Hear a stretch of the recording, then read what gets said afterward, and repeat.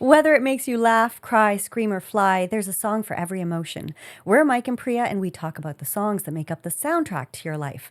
Because life is in the lyrics. I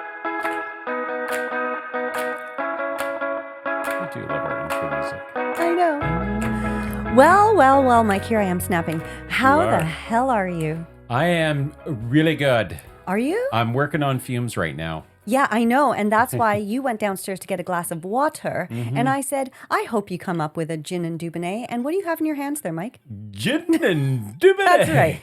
Why don't you have a couple of quick sips of that? Just ease your system, calm everything down. It's not gonna.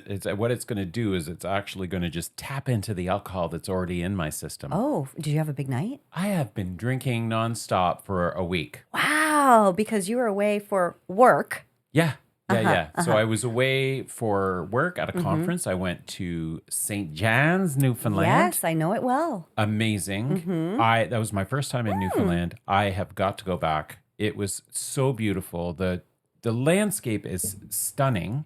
It's incredible. It is just incredible. And we were, St. John's is like basically the last eastern city of Canada. Right. There's nothing further The most east. eastern city, The you most mean? eastern, yeah. And yeah, it was amazing. And the people are so friendly. I know. They're just so nice. Yeah. Everybody was so You nice. hear that about the East Coast. Yeah. And it's really true. It is. It is. And I love their accents. I know. Yeah. Did you hear all the yes, bye? Yes, bye. Yeah. They say bye all the time. Yes, they do. Yeah. Like I's the buy that builds the boat and I's the buy that sails them. Do you remember that song? No. From when we were growing up? I's the buy that. Okay. I don't think I ever had that. Although I do think that I might be having some memory problems. Oh. I don't know. There's a lot of things I'm just not remembering. It could be I'm spending more time with you and you're wearing off on me. Or maybe it's like you're having memory problems. I have AD and ADHD. Yeah. We're just we're falling apart. We're falling apart mentally and Yeah. physically. But I had an amazing time. Work was intense. So we arrived on the Sunday. We did a little bit of hiking. We went up to Signal Hill. Yes. Do you know Signal Hill? Of course. It's the first thing people see. And what is the importance of Signal Hill? Well, I don't know that part. It was where I'm sure there's other history, but it was where the distress signal for the Titanic came in. That's right. You know what? I always forget that we had such an important role to play in that. And by we, I mean Canadians. But yeah, very kind of a weird thing to think that we were involved in that in some way. Yeah. And conference was busy, lots of stuff. Drinking. It was the after. So basically this conference started at 7:30 and it went till 6:30. Oh my God. It was a long day. Right. And then we would go for dinner and then we go for drinks and we were trying to get as much of St. John's as possible. And there's just, for a little town, there's a lot to see. Yeah. And their drinking culture, maybe? I don't know. Like their social culture. You have to go out. You have to go to the pubs. You have to go and experience. It's got a very Irish roots kind of vibe to it, right? And some of the pubs, when you go into some of these pubs, you really do feel like you're going into a time warp. Yeah. Or you're in a place where they really understand what it means to be community and for a pub to be a place of gathering. Every pub had a little corner stage. We saw some artists a couple of nights, and the one night there was this, young Newfoundlander, and he sang some covers and he sang some traditional East Coast music as well. I love that music. Oh, yeah. It was just, I love it so much. I want to go back. I'm going to take Dawn and we're going to do some exploring. So you went to St. George Street, obviously. George Street. George Street. Yes. Which is like a 2-block street. Yeah. And probably like 75 pubs. Yeah. and bars. Yeah. Yeah. And did you kiss the cod? I did not kiss the cod. It was on the list of things to do and I could have done it, but then I was like, I don't think so. The opportunity when it did come up, it was on the very last day. We had booked a boat tour to go and see whales and puffins and icebergs. We didn't see any icebergs. Okay. Saw the puffins. Yeah. We saw the whales. I'll post a video to our Insta. And it was amazing. Again, the landscape was beautiful. It was gorgeous. But we were out on the water, and you could do the kiss the cod. You could have done it on the boat. You can do it in all the bars too, though. They usually have a little kind of ceremony there that they do. Yeah. But I mean, by the end of the day, I was exhausted. You Right. know, I forgot it's been probably a good 10 to 12 years since I've been to a conference. And I forgot how exhausting it was being on and talking Yes. and like just engaging with people constantly, you know? So, And then the drinking after, where you And then the engage with them in a whole different way. totally. Yeah, yeah. It was a Right. lot of fun though. And I just love it. And I can't believe at 57, that was my first time going there. It's a great place. Like, I really was surprised pleasantly surprised, I should say, at just how totally open and friendly everybody is. Like, they just go out of their way to say hi and be friendly, which is so different from Toronto, because most people kind of avert their eyes if you try Totally. to say hi, which is bizarre. And you step towards the street, it doesn't matter where you are, and the cars all stop and they let you go. There's no, rushing by or anything like that, or honking or fingers out the window or anything.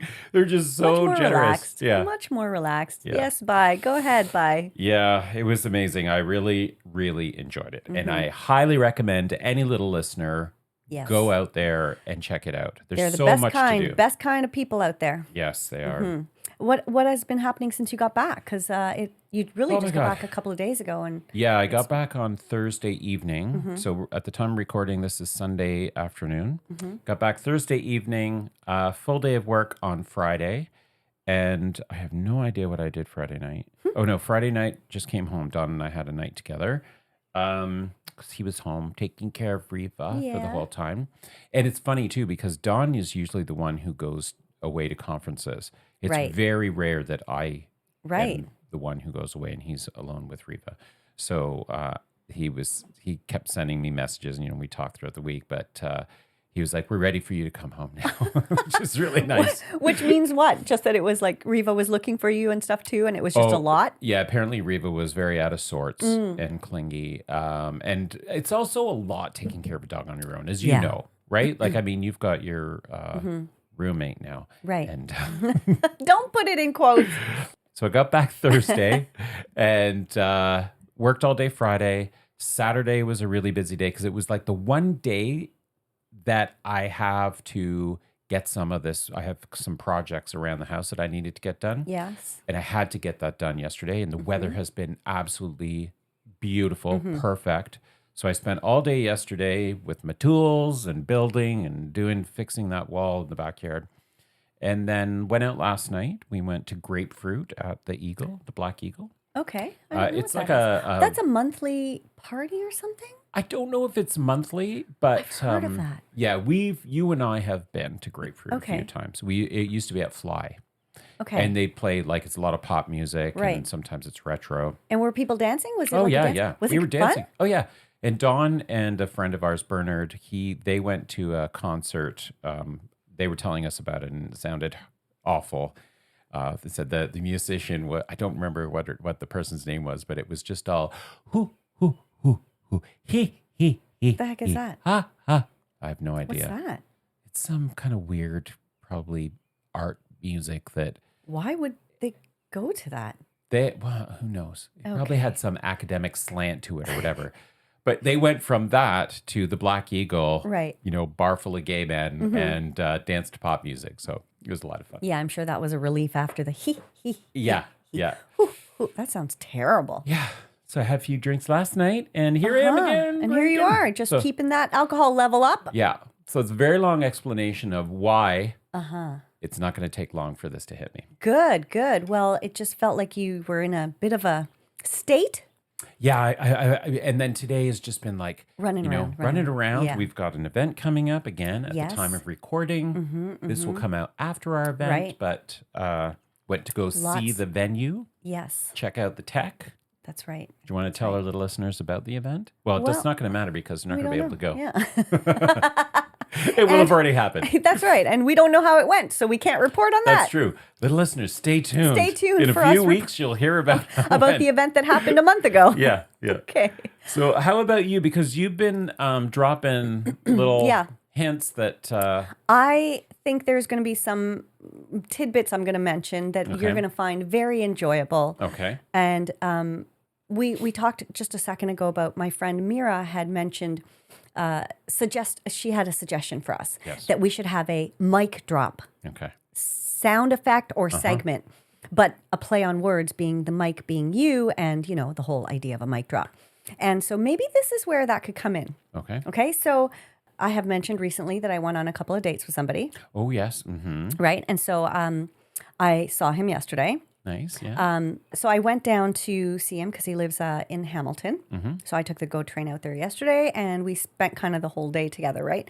But this was, I have to tell you, probably one of the most entertaining dates I've ever been on. Really? I did let him know that I was going to talk about it. Okay. I said, listen, just so you know, for transparency, we talk about our personal lives. I'll never mention you by name, but I will be referring to things. Just want to know in case you're uncomfortable with it, in which case I might censor some of it, but I'm not asking your permission, basically. I'm just telling you.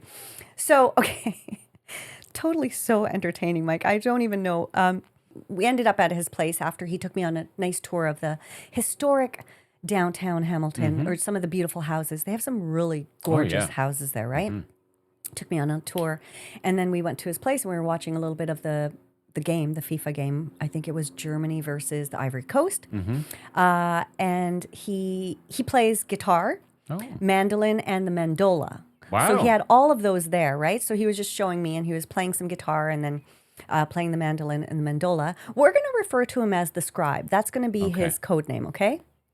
So he's like a real history buff. He's an English major and a history buff, which I find really engaging because he's a really good talker. And I like people who can use the English language in a proper manner and who are interested in the world as opposed to just being interested in their gadgets or whatever, right? Okay. So he has this YouTube channel that he's working on. Right, yeah. About medieval history. Because Did you get the name of it? Because I want to check it out. We will talk about that after. Okay. I'm not going to disclose his... he hasn't released it yet. But anyways, so he does have... he's going to, in some of these videos, wear an era-appropriate outfit, right? Yeah. So I said, can I see your costume, please? And he was like, yeah, sure. And the thing is that he's so confident in himself that he did this without there was no ounce of embarrassment, although he was kind of laughing at himself as he was putting it on, the layers of it. So he puts on this cotton, rough cotton tunic. Okay. And then there's some sort of a robe on top of it. And then another, a cloak. And then he has a belt with a kind of a satchel. Where the scribe, I guess, would put their pencil and ink and stuff, right? and then he has a hat with a plume. Where does he get all this stuff from? I don't know. Amazon. I'm sure there are places. Okay. So as he's putting this all on, and I'm just I'm having a good giggle. Yeah. And he's it looks like he brings out Mr. Dress-Up's tickle trunk. Okay. And he starts putting these things on. Yeah. And then he goes, I bet you're wondering how your life has brought you to this point where you're watching a guy dress up in a medieval outfit. And I'm like, I really am. I really am, because I never in a million years would have imagined this would be my life. Right. But then there was also something so hot about it. Oh, yeah. Because it was you are such a magnificent nerd in this moment. Yeah. But you're just glorifying owning it. And I was like, okay, anyways. So then we were making out a little bit, right? And getting into some nitty gritty there. And as previously to this, I was wondering whether I could imagine making out with him because he's such a character and so so you hadn't kissed him before? We had kissed. But not. But we hadn't full on make out session, right? A little kiss kind of on the street, whatever. And I was like, I wonder if he'll just be talking all the time or if he can get serious and just focus. Turns out he could get serious and focus. And you couldn't. And I Oh my God. So he had to say to me a couple of times, do you have to narrate everything this happens? Oh my God. And I was like, okay, hold on. Yes, Time. mic drop, Wait. mic drop. Wait. This is the moment. Can we get an example of the narrating? Okay. Give us a very visual, like give us the details so we can visualize. I mean, I don't remember exactly what I was saying, but like, so we're on the couch and we're making out and stuff, and I'm just like saying, so I don't even know what I was saying, but I was like, I actually don't remember, but I guess I was just chattering. And while he's kissing you? Yeah, like, and also in my head, Mike, I had the image of him in that costume, and I couldn't he stop wasn't in the giggling. costume No, anymore. he took it off, and then he was going to put on his t-shirt, and I was like, whoa, that's enough. I was just so stay he topless. just didn't have his. He was He just just wearing. didn't have his. He had nothing on, just his shorts, and he's in really good shape. And so I was like, we don't need to put on any more clothes. And then that's when we got down to business. But then in my mind, I still could picture him with the plume in his cap. Yeah. Like Yankee Doodle Dandy. Like, you find that hot? I did find it hot, but also I was like, he was just wearing his medieval costume, and now we're making out on the couch, and my brain couldn't absorb the transition. I wish you could remember what you were saying. I don't know what it was saying, but I can ask him later, and I'll report back. Were you saying like, put this there, touch me there? No, so it wasn't that kind not of like that narrating. kind of stuff. Not like telling him what to do, just like commentary on like what we were doing and just like laughing at it. It was just ridiculous. I thought that was funny. And then at one point later, when he was waiting with me for the GO train, we were just sort of like, I don't know, we were talking about music or something, and I was... He was snapping for some reason. He goes, can you snap? And I said, yes. And I realized that I snap a lot when I'm dancing, and that's a problem. I just thought it was funny that he asked me if I could snap, and then... It's not a problem. It's not a problem. Yeah, and you have to own it. He also own said the that. snap like he owns the medieval. The garb, yeah, the medieval. Yeah. Oh, Mike, I wish you could have seen that Wow. outfit. It was something. So you didn't take any photos? I didn't. Damn it. Next time I'll ask him if I can take a photo. But then after we made out, then it was like really also hot. He played the guitar again, and he was like topless and serenading me with his guitar. It was and then we were singing a little together. It was a great night. It was a great, entertaining sounds like day. a really good Super catch. hot nerd. Why is he single? That's a rhetorical question, but it's like, wow, okay. I feel like probably maybe he's just a bit too much in terms of like he's very smart, he's very like entertaining, like he's very talkative, and I don't know, maybe he finally met his match. You know what I'm saying? Wow. So has there been any shift in your, My positioning of it? Yeah, No, there hasn't. no. Okay. I think we're just gonna have a really entertaining time together, And and have a good summer. yeah, and there's no, Let things happen as they happen. Yes, I have no agenda. Exactly. Very good. Well, Yes. shout out to the Scribe. He had to tell me to shut it. Yeah. Shut it. Yeah. Did you tell him about this? More than twice. No, I didn't tell him about that exact sound effect. Yeah. But you told him about the podcast. I did mention the podcast So he later may on. be checking out. Yeah, and I did tell him that I would be talking about it. Sans mentioning his name. Right. Okay. Yes. Well, Okay. Scribe, hopefully we'll get a chance to meet. Well, we'll see. We'll see. Whatever. Okay. All right. Okay. So this week we are doing something very different, little listeners. We're actually talking about lyrics. Like we're going to do a deep dive. Deep dive into some lyrics. Yeah. And how did we get to this topic, Priya? It came about so organically. It did. When we were driving back from Tara, and you had me listen to some music, and then you were talking about this artist that you're really into, and would you like to say his name? Noah Kahan? Yeah. And then you were talking about some of his lyrics that really kind of hit you. And then I started talking about Casey Musgraves, who I've been listening to a lot lately, and I said... And they did a duet? And they did a duet. Yes. Called She Called Me Back. Yeah. Or She Calls Me Back. She Calls me back. She calls me back. Yeah. And then I thought, hey, Mike, well, since we were both talking about these two artists, why don't we just talk about some of their lyrics that have really stood out to us? Right. So the other part of this, Yes. which is going to be a little different, is that we've each picked an artist That's to it. talk about. These One two. artist. Yeah. You've got an artist. I've got an artist. I just said that. Did you? I just said that. Talking about how we were back in the car. You were listening to Noah Kahan. I started talking about Casey Musgraves, and then we said, well, let's just do a deep dive. Right. But I guess I didn't maybe... You didn't say that those are our right, two. two. Okay. Yeah. I guess You just can't wait to jump on me and like point out. Well, because often I will say something, as you have noticed, and then immediately afterwards, what do you do, Mike? I say it better. Okay, that's fair. Yeah, continue with your thought then. I'll drink to that. You'll drink to that. Can I ask you how you first, how and when did you first discover Noah Kahan? I'm pretty sure it was Instagram.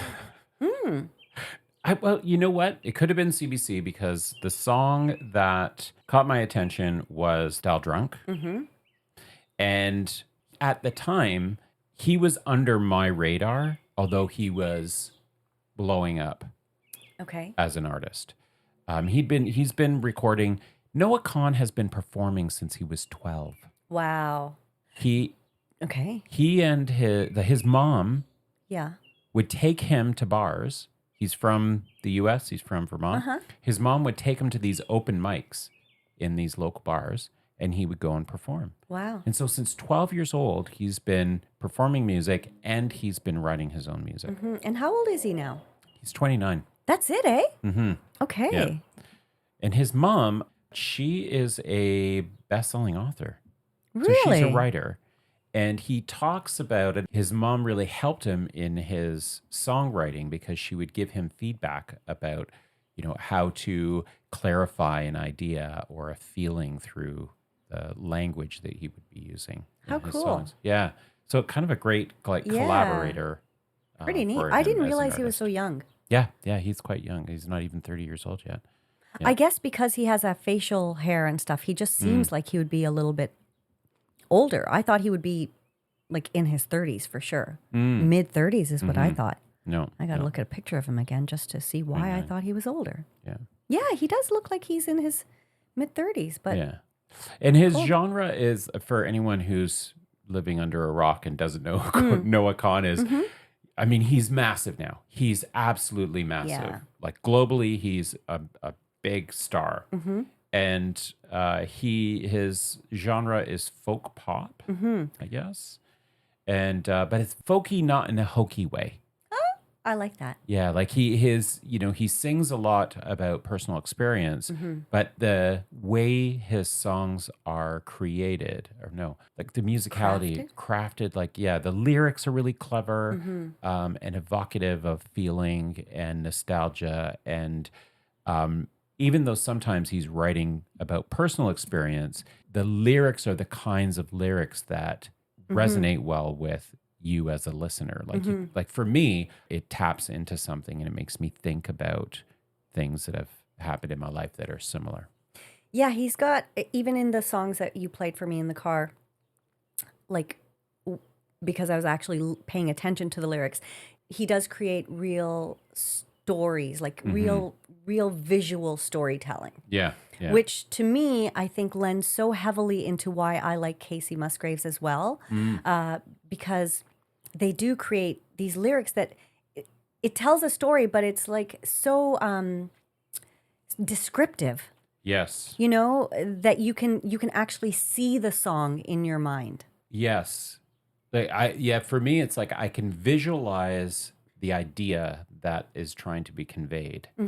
And it's somehow my brain immediately connects it to something that I've experienced and makes that reference.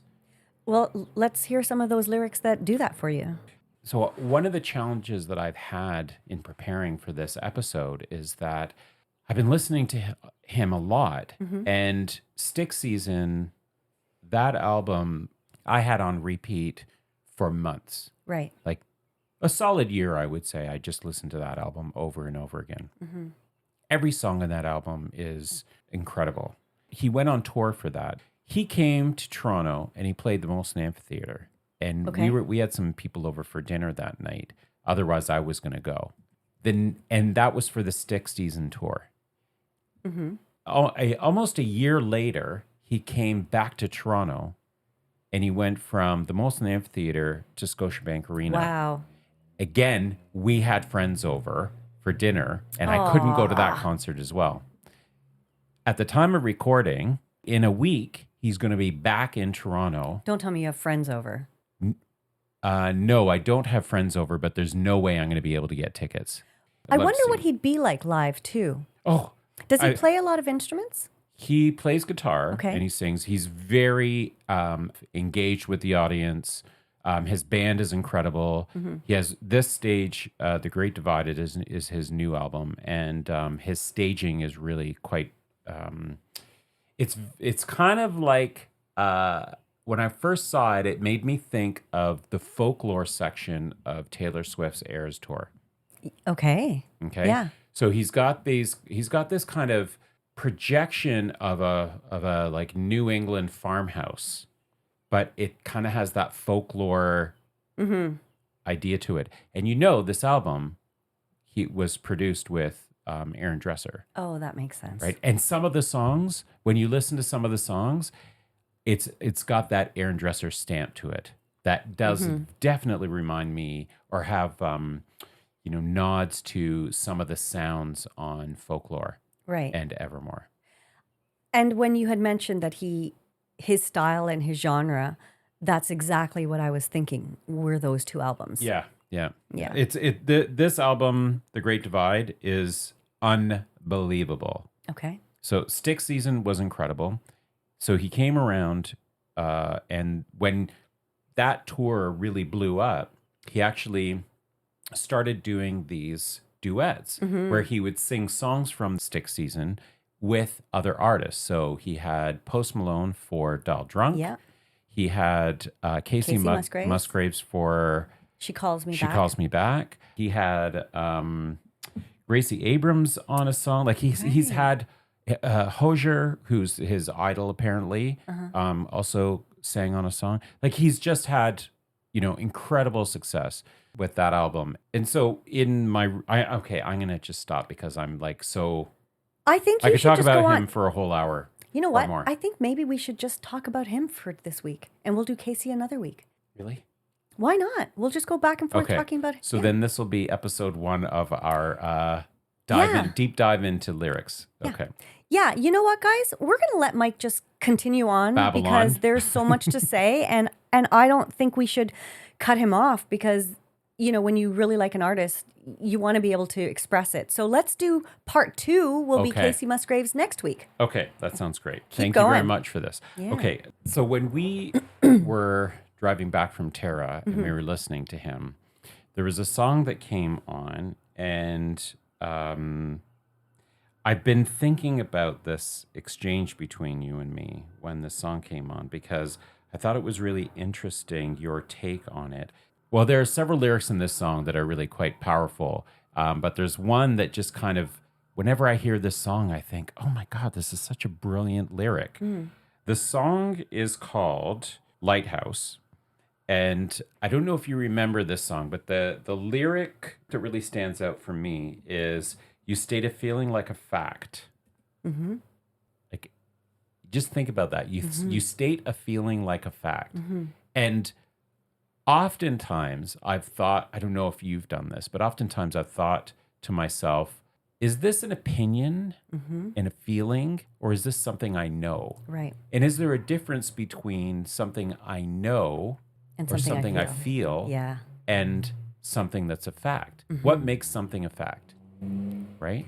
That is fascinating. I was just talking with somebody about this in a completely different way, just in terms of like therapy. Like their therapist had been telling them, like, you're acting out of emotion, but are you acting based on facts? And so it's kind of a similar thing. Like, is it the emotion that you're reacting to, or is it the fact that you're reacting to? They're not necessarily the same. So that's an interesting lyric, even thinking about it that way. Like you say an emotion. What is the line? You state a feeling like a fact. So in the song, it goes, roadkill fawn, you said how sad, left to rot alone like that. You state a feeling like a fact. I'm glad you left, but you'll be back. And then the chorus goes, so call me when it goes to shit. I'll be keeping the house the way it was. I won't rub your face in it. I swear I won't tell anyone. I don't mind being your dead end. I think it's fine to never move on. Keep my ear to the door frame, and I'll keep rooting for your downfall. Right. Do you remember that song? I do remember that. Yeah. And your response, I remember us having, we were talking about it, and I was like, the lyrics are so incredible in this song. And your response was something like, oh, well, that's really nice, rooting for your downfall or something like that. Mm-hmm. And I don't think we really got into it, but I want to know what that meant for you when you heard that. I actually thought it was like, I didn't mean it sarcastically. Like I meant it in, I guess I did mean it sarcastically. Like, that's really nice to say, like, about somebody that you love. Like, I'm rooting for your downfall so that you'll come back to me, right? Is ultimately what he's saying, correct? Like, he's like, I'll keep the house the way it is because I know that you're going to be back. Yes. And I just thought that was a brilliant way to say it. Like, I'm rooting for your downfall. I'm rooting for things not to go your way so that you can come back to me. It's like, it is kind of a mean thing to say. Like, I want your bubble to burst so that you can come back to me.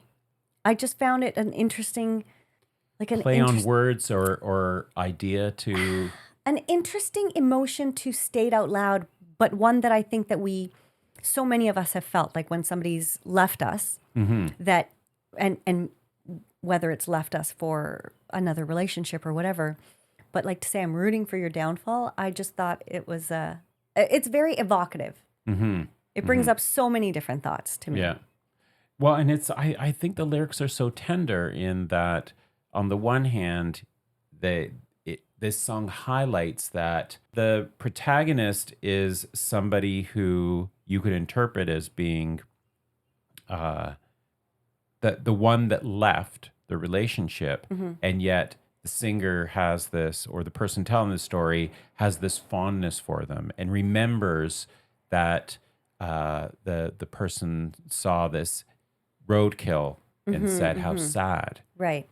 And then he says, you state a feeling like a fact. Yeah. Like, oh, how sad. Well, what does that mean that is sad? Like, are you sad about it? Is that a reflection of your empathy or is it just a statement like it is just a sad thing and everybody should agree with that? Yeah. Yeah. And then if it's a criticism, but then to also say, well, call me when it goes to shit. Call me when your life implodes because I'll be here waiting.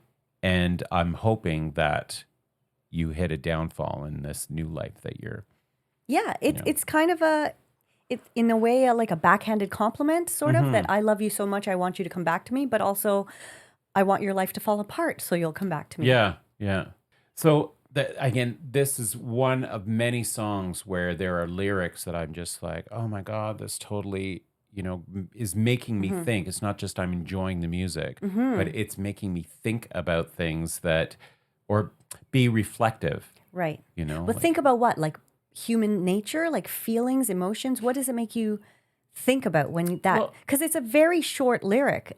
Both of those two things, like you state a feeling like it's a fact, and then I'm rooting for your downfall. Those are two very short lyrics. Yeah, but I mean, the whole song is built around it. But those two are the ones that stood out for you. So I'm just like, what is it about them that? Well, what do you, like, when you think about relationships, whether they're friendships or any kind of personal relationship, do you not also sometimes think about your contribution to their success or their demise? Sure. And there's something there's something I planned on talking about, but I don't think I can do it because I think I might get too upset. Related to another song that's on this album. But one of the things about this album that really kind of hits me is that he's talked about this album being about struggling with his fame and struggling with the change, how fame and how his life has evolved and how that's impacted relationships, but also reflecting on other parts of his life where relationships have changed. So, Stick Season, he wrote that during the pandemic when he was at home living with his parents, dealing with mental health and addiction. He's been very vocal and open about that. Right. And some of the songs are really built around him trying to figure out and come to terms with how his relationships are changing, or how things that have happened in his life have impacted relationships. So, there's a friend that died. And so some of the songs talk about the kind of outcome of that and how that's impacted different relationships, his own kind of internalization of how he's dealt with that. I don't know if you know this, but he auditioned for America's Got Talent or something like that, or American Idol, and he didn't make it through. But he got a record album. He got a record deal out of that. Wow. So he performed well enough to get a record deal from Jeez. like a record label saw Without him, making it to the show. and he didn't make it to the show. Insane. And so he's on this trajectory, finished high school with his friends, and he's from Vermont in this small town, tight relationships. And again, part of this is my putting pieces together, and it could be and from things that he said, but it also could be the way I've also developed the story. But he's got this tight community of people that he cares deeply about. And he has talked about how important relationships and connection are. And he thinks they're on a similar track, even though they have different, interests and similar interests. He's been writing songs and performing, but he plays soccer with his friends and blah, blah, blah. He graduates from high school, thinks he's going to go to college, auditions for the show, gets a record label, and his friends are all off to college, and he's making music. Yeah. And, he's still this guy from a small town that's trying to hold on to this piece of him that is really important. But life, what's that saying? Life is what happens when you're busy making other plans. Yeah. And so he's on this trajectory, and he's trying to figure out how to manage fame and how to manage the attention and how to manage all this stuff. And his life getting so much bigger. In a way, while different. his friends are their lives might be bigger for them, but he's a star now, right? And he talks a lot about, in interviews, especially with this album, his hometown, talked about his family and friends. And in this one interview, he was talking about how he hadn't really talked to the people in his life about his songs and how they would come up in his songs. Okay. And so he spent a lot of time with this album having very, a lot of conversations with family and friends about what he was singing about and what he planned to sing about and write about. And I thought that was really interesting because, he said it's such a powerful experience to go out on stage and have 30, 40, 50,000 people singing your songs back to you. Yeah. These personal ideas and thoughts and reflections.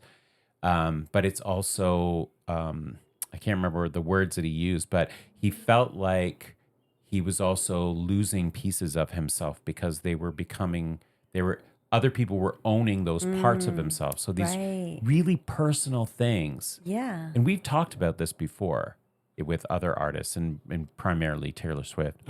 Shock, I know. There she's mentioned again. I didn't do it. But like the idea, I remember asking the question, like, do you think these songs take on other meanings for her when she's writing about something that was so personal in a particular time? Right. And for him, it's going to be, that's all, folks. I think it'll be interesting for him in 5-10 years to look back at this and get a sense of, okay, the struggle that he had in terms of trying to hold on to these pieces that are a part of him, right? But they've become something else, and they've got a life of their own now. Yeah, and that doesn't take away from the importance of what they are, right? To him, they become a different kind of importance for other people. Yes, and so both things are true, right? So it is the song that he wrote out of a personal memory of something he experienced, and then the song that has taken on its own life of what it means for the fans and for each and every fan. It's got to be so bizarre. And when you say for him to look back in 5-10 years, sometimes I think about even when I listen back to some of our first episodes, you know, even though it's only been a year and a half for us, but to see, like, it's a time capsule, right? Like we're creating a time capsule. And so for these artists to look back at something they wrote so early on in their career must be very surreal. And I don't even know what it does to your kind of your frame of mind to listen to a song that you wrote so long ago and what, as you say, it has become now. But I want to get a few more lyrics, but that song, Lighthouse, I think even the title of it is so, again, evocative is the word that comes to mind. The idea of a lighthouse, right? Like, I will be the light that you can find in the storm. Yeah. So no matter what happens to you, you know where to find me and I will be here. I'm your safe harbor. Yeah, right? and I'll guide you. I'll guide you home maybe. Yeah. Now, you were saying that it linked to another song that you didn't know if you could talk about because it might make you emotional. Yeah. So the Great Divide is the album that came out, and then he's also put out an extended version of this album with added songs. And I don't know why I'm like so emotional about this, but well, I think I do know why. I don't know. I don't think I do know. I know why this is like emotional. The last song on the album is called Dan. And on this website, Holler, it's a website that basically talks about all different kinds of artists, and they kind of dissect the song, and they present like a summary of the song, what the artist has said about it, what their interpretation is. And this song, they say, Dan is arguably the most important song on Noah Kahan's 2026 album, The Great Divide, at least in terms of the overarching narrative. Throughout the album, Kahan reflects on fractured relationships with a childhood friend, and as we reach the final song on the album, Dan, it becomes clear who he's been singing about. Dan is a real person in Kahan's life, but he doesn't make it clear who exactly it is. And quite frankly, it's not for us to speculate. For listeners, Dan simply represents an old friend that knows our deepest secrets and has seen us at our best and our worst, with Kahan concluding the album with an ode to how much he cherishes this relationship. So it's a beautiful song, and the chorus goes, "'Cause I'm with my best friend Dan now, camping on the county line, hand around a middle light, waiting for the sun to rise. A couple of hometown heroes fighting over politics, sitting and remembering, young men from different sides. We're so alone most of the time. Most of the time we don't have anyone. Where do we go when we die? I wouldn't mind right here, I wouldn't mind at all." And so he's talking about this relationship with this friend, and it hit me, and probably because the album, as this article says, you know, like he's talking about relationships and he's trying to figure out where he's at with these relationships, or he's reflecting on his role in things around the different relationships that he's had. And you and I met because... Well, you and I met through my ex. Yes. Who I was really close with. And I honestly haven't really thought a lot about that relationship ending in a long time. And for some reason, Dawn and I have been talking about it. And I don't know why it came up, but he's asked me this question a few times in the last like month or so. Do I ever think about what happened in that relationship? Or do I ever think about how the relationship ended? And do I miss him? Right. And I was like, at first I was like, oh, you know, no, it's been a long time. You know, lots has happened, and you move on, you kind of accept things. And I I don't know if it's like weird, like just the weird thing of I'm putting things together, or the way sometimes life puts things in place for you at a certain time for you to be able to kind of, it's like now's the time that you need to think about it. So I've been on this kind of journey over the last little year and a half or so of self-reflection and, thinking about things differently about my life. And then trying to do some, more things. I'm trying to, what am I trying to do? Like get out more and Like I'm trying to be more relationships. Yeah, I'm trying to be more intentional about my life versus just letting things happen and accepting them. And with this album and the themes in this album, and then getting asked these kinds of questions, and I've said this before, and I don't know if I've ever said it to you or I've said it on the podcast, but there are certain people in my life that have had a pretty big impact.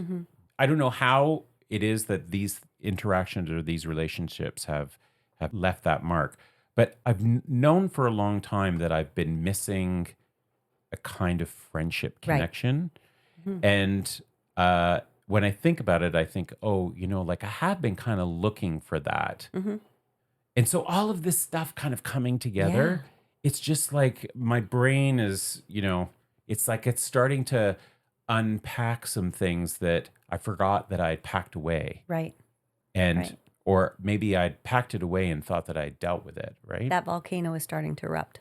I hope it's not a volcano. I think hopefully it's more of a, it's like, oh, let's take a look at this and let's say, have we really peeled the layers of this onion or something like that? Well, it is hard. It is very difficult to let formative relationships go. Yeah, that's a good word, formative. So I completely get that. And I'm sure that there are a lot of people who will understand that. And, I've talked recently about reconnecting with somebody.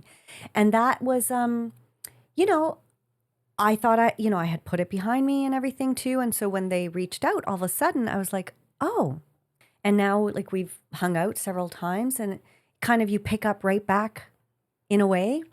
But, like it has been so nice reconnecting with that person because I knew them for such a long period of time where I felt like I was becoming who I was going to be, sort of in my formative years. Yeah. So to have lost that, it's like there's that saying, you can't make new old friends. Right, yeah. So there are people who know you from so long ago, and the more those people kind of disappear from your lives, it's kind of like, oh, so I have these new friends, but like you don't know me. You don't know my whole story. It's a weird thing to have friends come and go in your lives, and it resonates what you're saying. Yeah.